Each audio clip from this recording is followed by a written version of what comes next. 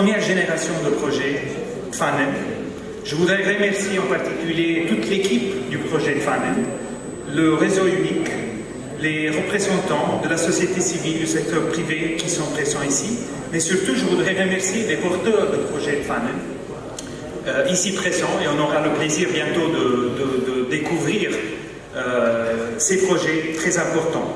C'est grâce à vos efforts, à votre énergie, que Pfannen est devenu, à notre avis, plus qu'un projet. Pfannen est devenu un symbole, Pfannen est devenu une inspiration. Le mot en soi, soyez créatifs, est devenu une sorte d'appel, un appel à la créativité. Un appel à la créativité que dans la vie quotidienne peut nous amener, nous amène très loin dans ce qu'on est en train de faire. Nous sommes de plus en plus appelés, par exemple, dans notre vie quotidienne, à penser, à être créatifs par rapport à l'avenir de cette planète. Nous sommes appelés à être créatifs par rapport à la façon de penser à notre économie, à notre société. Et ça, c'est quelque chose de très important.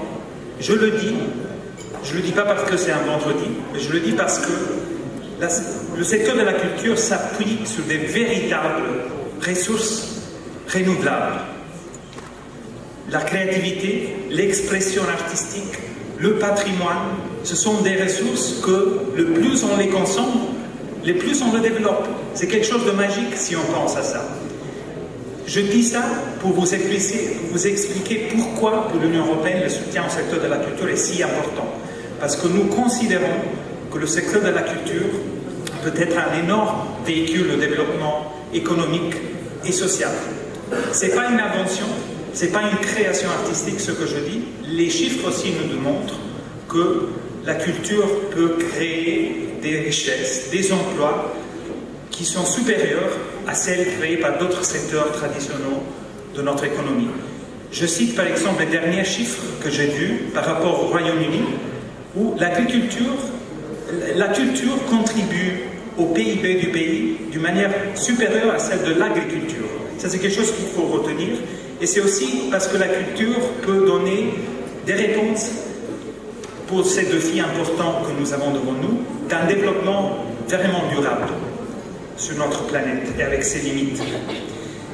Il y a aussi une autre raison pour laquelle l'Union européenne soutient le secteur de la culture dans sa politique de coopération, dans sa politique étrangère et de manière particulière ici en Tunisie, avec le projet de Pfannen, avec le projet Europe créative, auquel la Tunisie a récemment adhéré comme premier pays dans la région.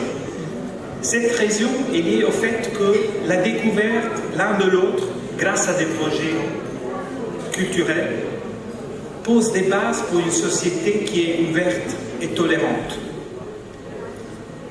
Avec la culture, nous soutenons la curiosité plutôt que la peur. Nous soutenons la découverte plutôt que la fermeture et le repli en soi. À travers les projets de culture, nous donnons aux personnes, aux jeunes en particulier, une possibilité de participer au développement de leur société. C'est un véhicule d'inclusion qui est très important pour nous. Et c'est pour cela, c'est avec cet esprit que nous sommes ici, c'est avec cet esprit que nous accompagnons cette première génération de projets Pfannen.